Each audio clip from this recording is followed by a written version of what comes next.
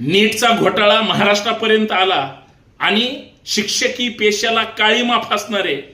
जिल्हा परिषद शाळेतला टेंभुर्णीचा आणि आता अक्कलकोटमध्ये असणारा तो संजय जाधव नावाचा शिक्षक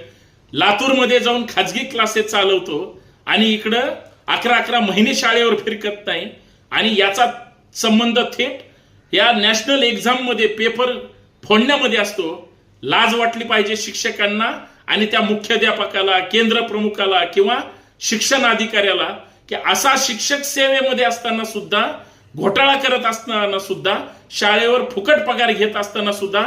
शिक्षण विभाग त्याच्यावर कारवाई करत नाही। अशाच्या मुसक्या जर नाही आवळल्या आणि संजय जाधव सहित सगळ्या मुख्याध्यापकासहित, केंद्र प्रमुखासहित, शिक्षण अधिकाऱ्यासहित सगळ्यांवर जर नाही कारवाई झाली तर या शिक्षण व्यवस्थेचा बाजार असाच मांडला जाईल आणि असेच घोटाळे होत राहतील।